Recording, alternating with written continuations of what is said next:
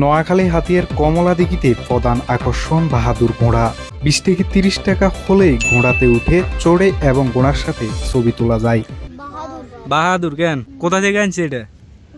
এটা কিভাবে ভাড়া দাও? এটা কি ছবি তুললে কত টাকা?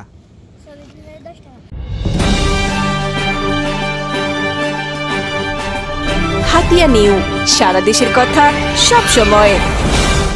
নোয়াখালী দ্বীপ উপজেলা হাতিয়ার জনপ্রিয় দর্শনীয় স্থান কমলাদিঘি।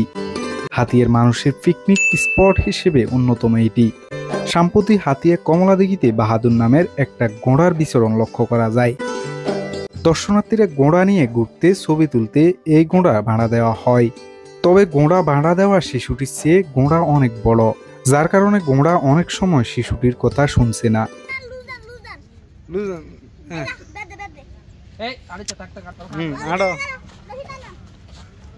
ঘোড়ার নাম কি রেখছো বলি তো?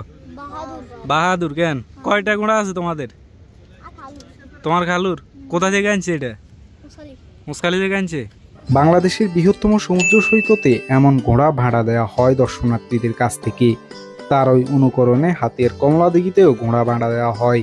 তবে কমলাদিঘিতে বিস্তীর্ণ বীজ না থাকার কারণে ঘোড়ায় চড়ে বিপাকে পড়তে হয়। এদিকে কমলাদিঘিতে ঘুরতে আসা দর্শনার্থীরা ঘোড়ায় চড়তে এবং ছবি তুলতে ব্যস্ত থাকতে দেখা গেছে।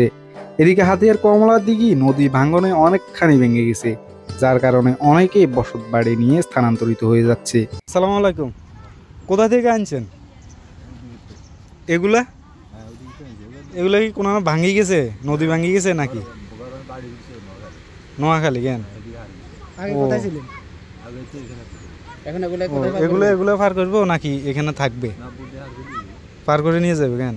ও, নদী ভাঙনের ফলে কমলাদিঘির রূপ বৈচিত্র্য এবং জীবনমান বিলুপ্তির পথে।